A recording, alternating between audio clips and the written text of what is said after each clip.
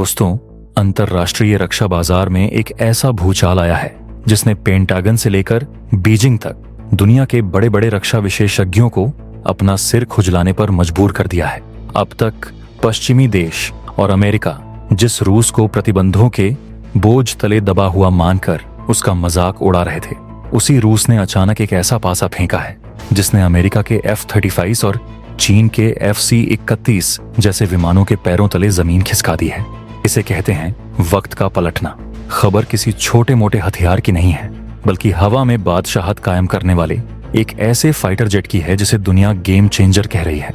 और सबसे बड़ी बात, इस खेल का असली किंग मेकर कोई और नहीं बल्कि हमारा भारत बनने जा रहा है। रूस ने साबित कर दिया है कि वह भारत का सिर्फ कूटनीतिक दोस्त नहीं बल्कि सुख दुख का सगा भाई है। रूस ने भारत के सामने अपनी तिजोरी खोल दी है और अपने सबसे घातक 5वीं पीढ़ी के फाइटर जेट Su-75 चेकमेट की चाबी भारत के हाथ में रखने का प्रस्ताव दे दिया है। एक ऐसा प्रस्ताव जिसमें न सिर्फ तकनीक है, न सिर्फ निर्माण है, बल्कि दुनिया को हथियार बेचने का अधिकार भी है। जी हाँ, रूस ने वो दे दिया है जो अमेरिका सपने में भी भारत को नहीं दे सकता। तो कुर्सी की पेटी बांध लीजिए, क्योंकि आज हम आपको उस डील के बारे में बताने जा रहे हैं जो अगर पक्की हो गई तो हिंदुस्तान एरोनॉटिक्स लिमिटेड दुनिया का नया बॉस बन जाएगा। आज हम डिकोड करेंगे कि कैसे रूस ने अपने Su-57 का दिल निकालकर भारत के लिए पेश कर दिया है, क्यों यह विमान चीन के J-20 का काल साबित होगा और कैसे यह डील भारत को एक ग्लोबल सुपर पावर बना सकती है।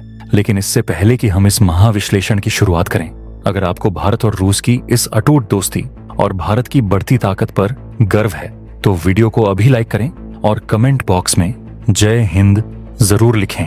याद रहे, जय हिंद कहना हम सब के लिए गर्व की बात है। लेकिन दोस्तों, असली खबर यह उड़ान नहीं है। असली खबर वह ऐतिहासिक प्रस्ताव है जो रूस ने भारत के सामने रखा है। एक ऐसा प्रस्ताव जिसे ठुकराना किसी भी देश के लिए आसान नहीं होगा। रूस ने भारत को Su-73 चेकमेट के लिए फुल ट्रांसफर ऑफ टेक्नोलॉजी यानी TOT का प्रस्ताव दिया है। अब आप सोच रहे होंगे कि TOT तो पहले भी कई डील्स में मिलती रही है, इसमें नया क्या है? तो आपको बता दें कि इस बार रूस ने जो ऑफर दिया है वो इतिहास में शायद ही किसी देश ने किसी दूसरे देश को दिया हो। रूस ने कहा है कि अगर भारत इस प्रोजेक्ट में शामिल होता है तो भारत को न सिर्फ इस विमान को बनाने की पूरी तकनीक मिलेगी बल्कि एक्सक्लूसिव एक्सपोर्ट राइट्स भी दिए जाएंगे। अब जरा इस शब्द एक्सक्लूसिव एक्सपोर्ट राइट्स को ध्यान से समझिए। यह कोई छोटी बात नहीं है। इसका मतलब यह है कि अगर भविष्य में वियतनाम, इंडोनेशिया, अफ्रीका या लैटिन अमेरिका का कोई भी देश इस फाइटर जेट को खरीदना चाहेगा तो उसे रूस के पास जाने की जरूरत नहीं पड़ेगी। उसे भारत के दरवाजे पर आना होगा। वह भारत से यह विमान खरीदेगा। भारत इस विमान का ग्लोबल मैन्युफैक्चरिंग हब बन जाएगा। सोचिए, जिस तरह आज पूरी दुनिया F-35 को खरीदने के लिए अमेरिका की लाइन में लगती है, उसी तरह कल को दुनिया के देश भारत की लाइन में लगेंगे। यह प्रस्ताव भारत की HAL को एक ग्लोबल सुपर पावर बनाने की क्षमता रखता है। हम सिर्फ अपनी वायुसेना के लिए नहीं बनाएंगे, हम दुनिया के लिए बनाएंगे और अरबों डॉलर की विदेशी मुद्रा कमाएंगे। रूस का यह कदम बताता है कि वह भारत को लेकर कितना गंभीर है। आज तक हमने देखा है कि जब भी कोई देश किसी दूसरे देश को हथियार बेचता है तो वह अपनी तकनीक को अपनी मुट्ठी में दबा कर रखता है। अमेरिका इसका सबसे बड़ा उदाहरण है। वह अपना F-35 बेचता तो है, लेकिन उसके साथ ऐसे पेंच फंसा कर रखता है कि उसे चलाने वाला देश अपनी मर्जी से उसमें एक नट बोल्ट भी नहीं बदल सकता। लेकिन रूस ने यहाँ पूरा खेल ही पलट दिया है। उसने भारत को खुली छूट देने की बात कही है कि आप इसे बनाइए, आप इसे सुधारिए और आप ही इसे दुनिया को बेचिए। यह वही मॉडल है जिसकी उम्मीद भारत अपने मेक इन इंडिया और आत्मनिर्भर भारत अभियान के तहत करता रहा है।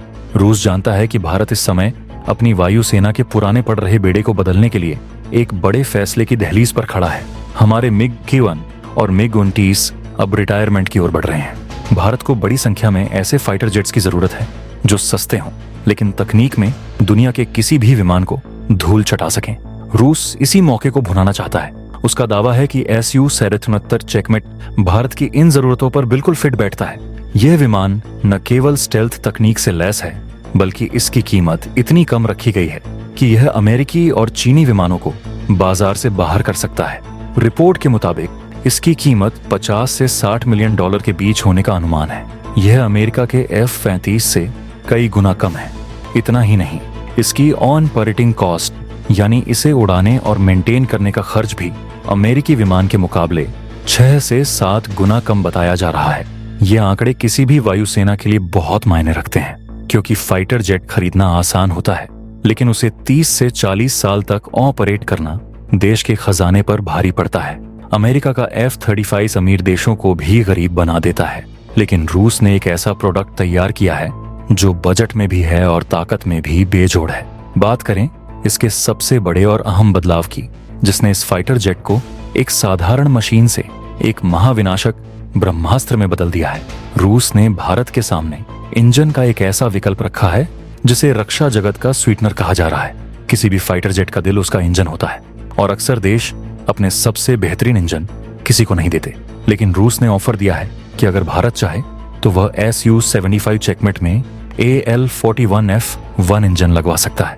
दोस्तों, ये कोई मामूली इंजन नहीं है, यह वही महाशक्तिशाली इंजन है जो रूस के सबसे घातक, सबसे भारी और सबसे महंगे 5वीं पीढ़ी के विमान Su-57 को ताकत देता है। आप अंदाजा लगा सकते हैं कि एक हल्का विमान Su-75 जब इतने भारी और शक्तिशाली इंजन के साथ आसमान में उड़ेगा तो उसकी रफ्तार और ताकत का मंजर क्या होगा। इसे कहते हैं ओवर पावरिंग। यह इंजन इस जेट को वो सुपर क्रूज क्षमता देगा जिसके सामने दुश्मन के रडार और मिसाइलें भी पानी मांगेंगी। सुपर क्रूज का मतलब है कि बिना आफ्टर बर्नर का इस्तेमाल किए ध्वनि की गति से तेज उड़ना। रिपोर्ट के मुताबिक यह इंजन 16,000 किलोग्राम तक का थ्रस्ट पैदा करने में सक्षम है, जो इसे डॉग फाइट में अजेय बना देगा। इसके अलावा इस विमान की मारक क्षमता भी बेजोड़ है। यह अपने साथ 7,400 किलोग्राम तक के हथियार ले जाने में सक्षम होगा। सबसे खास बात यह है कि इसमें 5 इंटरनल वेपन बे यानी हथियार रखने के लिए अंदरूनी खाने बनाए गए हैं। स्टेल्थ विमानों में हथियार बाहर नहीं लटकाए जाते, क्योंकि उससे वो रडार की पकड़ में आ जाते हैं। इसलिए मिसाइलों को विमान के पेट के अंदर छिपाकर रखा जाता है। इस विमान में 5 ऐसी जगहें हैं जहां हवा से हवा में मार करने वाली R-72 और R-33 जैसी घातक मिसाइलें छिपाई जा सकती हैं। यह 3,000 किलोमीटर तक के कॉम्बैट रेडियस में ऑपरेशन कर सकेगा, यानी अपनी सीमा से उड़कर दुश्मन की सीमा के काफी अंदर तक जाकर हमला करना और वापस आना। चीन और पाकिस्तान जैसे पड़ोसियों को देखते हुए यह रेंज भारत के लिए बहुत मायने रखती है। एक और क्रांतिकारी फीचर जो इसे भविष्य का योद्धा बनाता है वो है इसका ओपन आर्किटेक्चर एवियोनिक्स।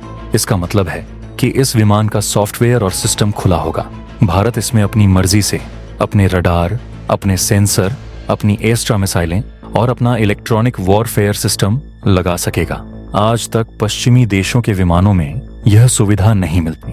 अगर आप उनका F-35 लेते हैं तो आपको उन्हीं की मिसाइलें और उन्हीं का सिस्टम इस्तेमाल करना पड़ता है। आप गुलाम बनकर रह जाते हैं। लेकिन रूस ने भारत को आजादी दी है कि वह इसे अपनी जरूरतों के हिसाब से कस्टमाइज कर सके। इसमें आर्टिफिशियल इंटेलिजेंस का भी भरपूर इस्तेमाल होगा, जो पायलट को मुश्किल फैसलों में मदद करेगा। यहाँ तक कि रिपोर्ट में एक और हैरान करने वाला खुलासा हुआ है।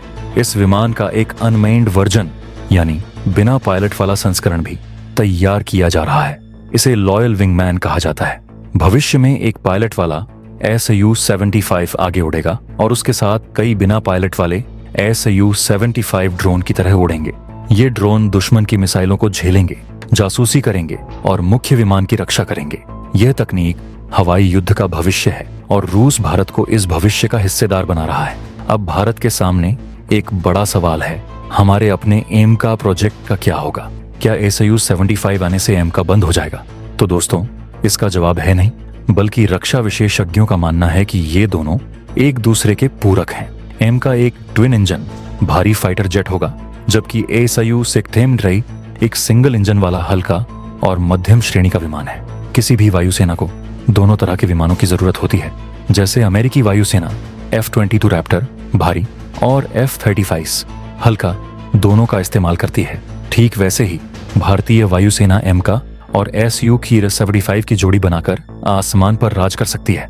रूस ने तो यहाँ तक कहा है कि वह भारतीय वायुसेना की विशिष्ट जरूरतों के हिसाब से इसके अलग वेरिएंट्स बनाने को भी तैयार है।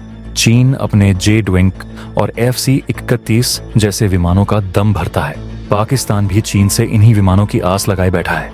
ऐसे में भारत को एक ऐसे स्टेल्थ फाइटर की जरूरत है जो न केवल चीनी विमानों को देख सके बल्कि उन्हें मार भी गिराए। SU-75 को विशेष रूप से पश्चिमी और चीनी फाइटर जेट्स को चुनौती देने के लिए डिजाइन किया गया है। इसकी कीमत इसे चीन के सस्ते माल से भी ज्यादा किफायती और भरोसेमंद बनाती है। सबसे बड़ी बात, अमेरिकी विमानों के साथ जो जियोपॉलिटिकल स्ट्रिंग्स यानी राजनीतिक शर्तें आती हैं, उनसे यह रूसी विमान पूरी तरह मुक्त है। अमेरिका कभी भी भारत को अपना सोर्स कोड नहीं देगा।